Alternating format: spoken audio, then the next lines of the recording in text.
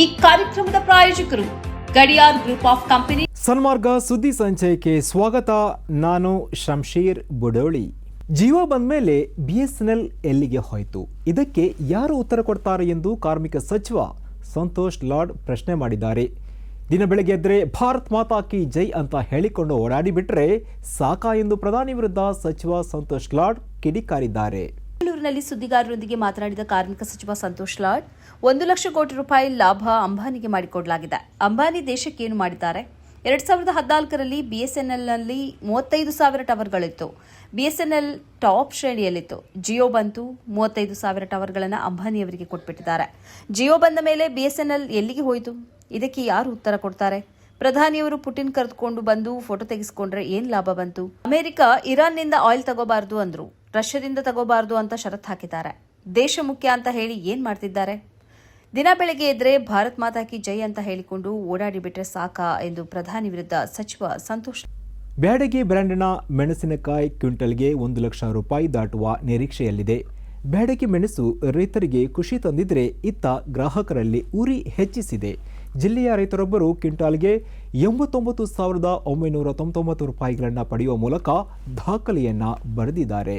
ಸಗಟು ಬೆಲೆಗಳು ಹೆಚ್ಚುತ್ತಿದ್ದು ರೈತರ ಮೊಗದಲ್ಲಿ ಮಂದಹಾಸ ಮೂಡುತ್ತಿದೆ. ಗದಗ, ಧಾರವಾಡ, ಹಾವೇರಿ ಜಿಲ್ಲೆಗಳಲ್ಲೂ ಬ್ಯಾಡಗಿ ಮೆಣಸಿನಕಾಯಿ ಬೆಳೆಯಲಾಗಿದೆ. ಫೆಬ್ರವರಿ 6ರಂದು ಕ್ವಿಂಟಾಲ್ಗೆ 74,099 ರೂಪಾಯಿ ಪಡೆದ ಲಕ್ಕುಂಡಿ ರೈತನ ದಾಖಲೆಯನ್ನು ಮುರಿದು ರೋಣದ ರೈತ ವಿಜಯ್ ಕುಮಾರ್ ಸಜ್ಜನರ ಐತಿಹಾಸಿಕ ಬೆಲೆ ದಾಖಲಿಸಿದ್ದಾರೆ. ಮುಂಬೈ, ಹೈದರಾಬಾದ್ ಸೇರಿದಂತೆ ದೇಶದ ವಿವಿಧ ಭಾಗಗಳಿಂದ ವ್ಯಾಪಾರಿಗಳು ಬಂದು ಬ್ಯಾಡಗಿ ಮೆಣಸಿನಕಾಯಿಯನ್ನು ಹೆಚ್ಚಿನ ಪ್ರಮಾಣದಲ್ಲಿ ಖರೀದಿಸುತ್ತಿದ್ದು, ಮೆಣಸಿನಕಾಯಿ ಪುಡಿ ತಯಾರಿಕಾ ಕಂಪನಿಗಳಿಗೆ ಪೂರೈಕೆ ಮಾಡಲಾಗುತ್ತಿದೆ. ಸಾಮಾನ್ಯವಾಗಿ ಈ ಮೆಣಸಿನಕಾಯಿ ದರ ಪ್ರತಿ ಕ್ವಿಂಟಲ್ಗೆ ರೂಪಾಯಿ 35,000ದಿಂದ 50,000 ನಡುವೆ ಇರುತ್ತದೆ. ಆದರೆ ಗುಣಮಟ್ಟ ಮತ್ತು ಬೇಡಿಕೆ ಹೆಚ್ಚಳದಿಂದ ಈ ಬಾರಿ ಇತಿಹಾಸದಲ್ಲೇ ಅತ್ಯಧಿಕ ದರ ದಾಖಲಾಗಿದೆ.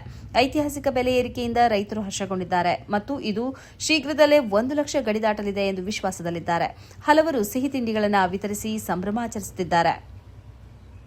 ಯಾವುದೇ ಮಸೀದಿ ಅಥವಾ ಧಾರ್ಮಿಕ ರಚನೆಗಳಿಗೆ ಮೊಘಲ್ ಚಕ್ರವರ್ತಿ ಬಾಬರ್ ಅಥವಾ ಬಾಬರಿ ಮಸೀದಿಯ ಹೆಸರನ್ನು ಇಡುವುದನ್ನು ನಿಷೇಧ ಮಾಡುವಂತೆ ಕೋರಿದ್ದ ಅರ್ಜಿಯನ್ನು ಸುಪ್ರೀಂ ಕೋರ್ಟ್ ಶುಕ್ರವಾರ ವಜಾ ಮಾಡಿದೆ. ನಿಷೇಧಕ್ಕೆ ಸಂಬಂಧಿಸಿದಂತೆ ಕೇಂದ್ರ ಸರ್ಕಾರ ಎಲ್ಲ ರಾಜ್ಯಗಳು ಹಾಗೂ ಇತರರಿಗೆ ಸೂಚನೆ ನೀಡಬೇಕೆಂದು ಈ ಮನವಿ ಮಾಡಲಾಗಿತ್ತು. ನ್ಯಾಯಮೂರ್ತಿಗಳಾದ ವಿಕ್ರಮ್ನಾಥ್ ಮತ್ತು ಸಂದೀಪ್ ಮೆಹತಾರ ಪೀಠವು ಅರ್ಜಿಯನ್ನು ಪರಿಗಣಿಸಲು ನಿರಾಕರಿಸಿದೆ. ಬಳಿಕ ಅರ್ಜಿದಾರರ ಪರ ವಕೀಲರು ಅರ್ಜಿಯನ್ನು ಹಿಂಪಡೆದಿದ್ದಾರೆ.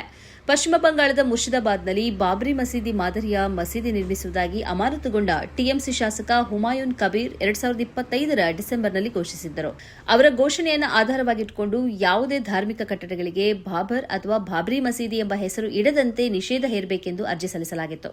ಬಾಬರ್ನನ್ನ ಆಕ್ರಮಣಕಾರಿ ಎಂದಿದ್ದ ಅರ್ಜಿದಾರರು ಭಾರತದಾದ್ಯಂತ ಯಾವುದೇ ಮಸೀದಿ ಅಥವಾ ಧಾರ್ಮಿಕ ರಚನೆಯನ್ನು ನಿರ್ಮಾಣ ಮಾಡುವುದು, ಸ್ಥಾಪಿಸುವುದು ಅಥವಾ ಹೆಸರಿಸುವುದನ್ನು ತಡೆಯಬೇಕು ಮತ್ತು ನಿಷೇಧ ಹೇರಬೇಕು ಎಂದಿದ್ದಾರೆ.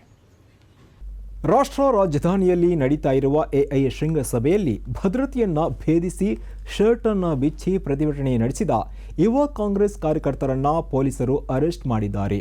ಭಾರತ ಮಂಟಪಂನಲ್ಲಿ ನಡೀತಾ ಇದ್ದ ಈ ಒಂದು ಶೃಂಗಸಭೆ ವೇಳೆ ಈ ಘಟನೆ ನಡೆದಿದೆ. ಈ ಘಟನೆ ನಂತರ ಭದ್ರತಾ ವ್ಯವಸ್ಥೆಯ ಬಗ್ಗೆ ಪ್ರಶ್ನೆಗಳು ಉದ್ಭವ ಆಗಿದೆ. ಪ್ರಧಾನಮಂತ್ರಿ ನರೇಂದ್ರ ಮೋದಿ ರಾಜಿ ಮಾಡಿಕೊಂಡಿದ್ದಾರೆ ಎಂದು ಘೋಷಣೆ ಕೂಗುತ್ತಾ ಮೋದಿ ಹಾಗೂ ಅಮೆರಿಕದ ಮಾಜಿ ಅಧ್ಯಕ್ಷ ಡೊನಾಲ್ಡ್ ಟ್ರಂಪ್ ಅವರ ಫೋಟೋ ಹೊಂದಿದ್ದ ಅಂಗಿಯನ್ನ ಕೈಯಲ್ಲಿ ಹಿಡಿದುಕೊಂಡು ಕೆಲವರು ಅರೆನಗ್ನರಾಗಿ ಸಭಾಂಗಣದೊಳಗೆ ಓಡಾಡಿ ಪ್ರತಿಭಟನೆ ನಡೆಸಿದರು.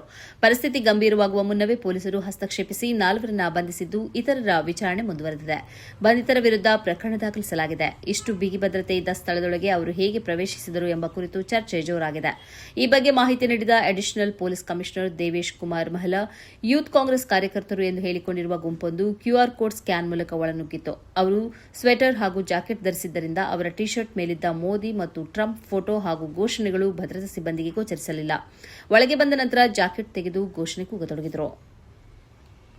ಉನ್ನಾವೋ ಅತ್ಯಾಚಾರ ಕೇಸಿನ ಸಂತ್ರಸ್ತೆಯ ತಂದೆಯ ಕಸ್ಟಡಿ ಸಾವು ಕೇಸಿಗೆ ಸಂಬಂಧಿಸಿ ಜೈದೀಪ್ ಸೆಂಗಾರ್ಗೆ ಜೈಲು ಅಧಿಕಾರಿಗಳ ಮುಂದೆ ಶರಣಾಗುವಂತೆ ದಿಲ್ಲಿ ಹೈಕೋರ್ಟ್ ಶುಕ್ರವಾರ ಸೂಚನೆ ನೀಡಿದೆ. ಜೈದೀಪ್ ಸೆಂಗರ್ ಉನ್ನಾವೋ ಅತ್ಯಾಚಾರ ಕೇಸಿನ ಅಪರಾಧಿ ಕುಲ್ದೀಪ್ ಸೆಂಗರ್ನ ಸಹೋದರ ಆಗಿದ್ದಾರೆ.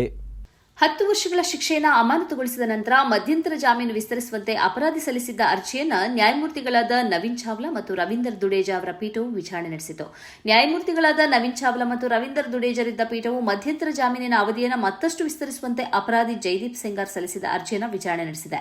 ಜುಲೈ 2024ರಲ್ಲಿ ಜೈದೀಪ್ ಸೆಂಗರ್ಗೆ ಮಂಜೂರು ಮಾಡಲಾಗಿದ್ದ ಮಧ್ಯಂತರ ಜಾಮೀನಿನ ಅವಧಿಯನ್ನು ಏಪ್ರಿಲ್ 2025ರಲ್ಲಿ ವಿಸ್ತರಿಸಲಾಗಿತ್ತು ಎಂಬ ಸಂಗತಿಯನ್ನು ನ್ಯಾಯಪೀಠದ ಗಮನಕ್ಕೆ ತೆಗೆದುಕೊಂಡಿದೆ. ಇದಾದ ಬಳಿಕ 5 ವಿಚಾರಣಾ ದಿನಾಂಕಗಳ ಹೊರತಾಗಿಯೂ ನ್ಯಾಯಾಲಯ ಮತ್ತೆ ಮಧ್ಯಂತರ ಜಾಮೀನಿನ ಅವಧಿಯನ್ನು ವಿಸ್ತರಿಸಿರುವುದಾಗಲಿ ಅಥವಾ ಆತನ ಶಿಕ್ಷೆಯನ್ನು ಅಮಾನತುಗೊಳಿಸುವ ಉದ್ದೇಶವನ್ನಾಗಲಿ ನೀಡಿಲ್ಲ ಎಂಬುದನ್ನು ಪರಿಗಣನೆಗೆ ತೆಗೆದುಕೊಂಡಿದೆ. ನನ್ನ ಕಕ್ಷಿದಾರನ ಆರೋಗ್ಯ ಸ್ಥಿತಿಯನ್ನು ಪರಿಗಣಿಸಿ ಆತನ ಮಧ್ಯಂತರ ಜಾಮೀನು ಅವಧಿಯನ್ನು ವಿಸ್ತರಿಸಬೇಕು ಎಂದು ನ್ಯಾಯಾಲಯದಲ್ಲಿ ಹಾಜರಿದ್ದ ಜೈದೀಪ್ ಸೆಂಗರ್ ಪರ ಹಿರಿಯ ವಕೀಲರು ಮನವಿ ಮಾಡಿದರು. ಆದರೆ ನೀವು ಮೊದಲು ಶರಣಾಗಿ ನಂತರ ನಾವು ಪರಿಶೀಲಿಸುತ್ತೇವೆ ಎಂದು ನ್ಯಾಯಾಲಯ ಹೇಳಿದೆ.